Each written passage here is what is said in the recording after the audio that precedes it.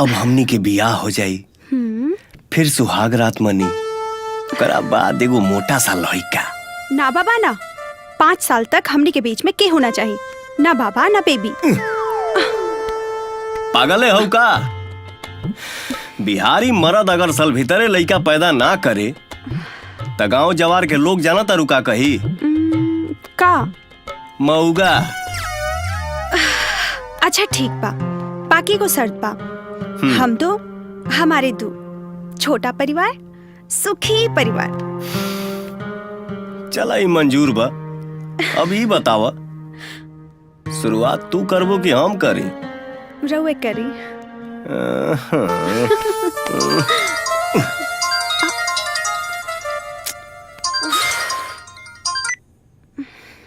Hello. हाँ विजय बेटा। तोहर बाप। हाँ बाबा। तनी नदी के पुलवा पे आके हमरा से मिलिया, कुछ जरूरी बात करे के बा। ठीक बा बाबा, हम आओ तनी। हाँ तनी जल्दी आई है हमरा पास। हाँ राधा, कोनो जरूरी काम से बाबा बुलाओ तारे, हम जाता नहीं। बाय।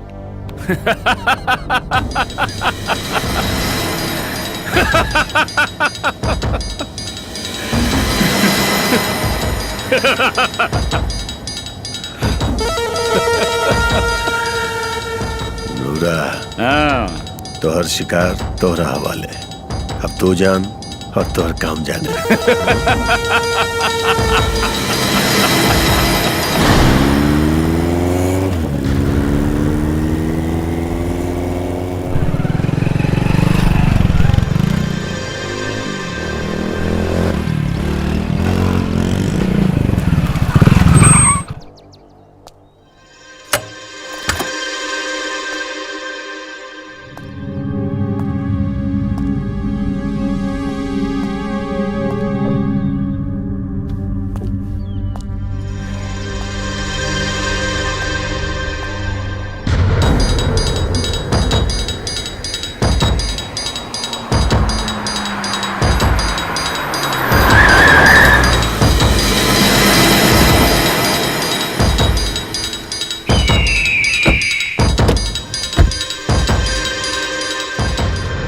विजय, बहुत महंगा पड़ल वाले ते हमरा के।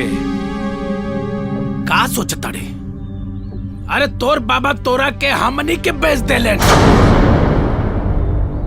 5 विधायक दे के तोरा के खरीद ले बानी। तू हमरे बेटा के मरले रहले ना, आज तोरा के ब्याज सहित वापस करब। मुन्ना चौबे के ई दगा के सजा त बाद में दे।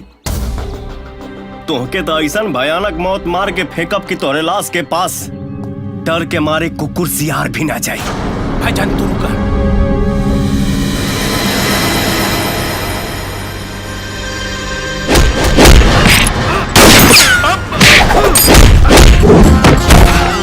मारा मारा।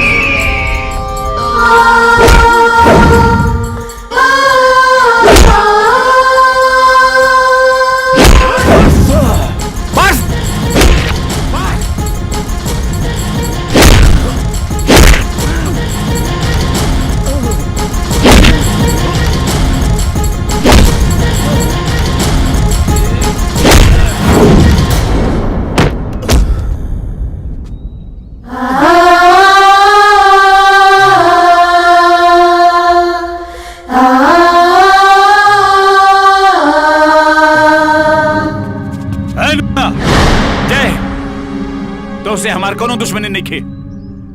लोग तो सगा के भी दगा देला और ई तो तोहार सौतेला भाई भी नहीं खे, पराया खातिर जान देवे काहे आ गईले? भाई सिर्फ भाई होला, वो सगा या सौतेला ना होला। एक के माई हम दोनों के परवरिश कैली बिया। ई भाई है हमार, सिर्फ भाई।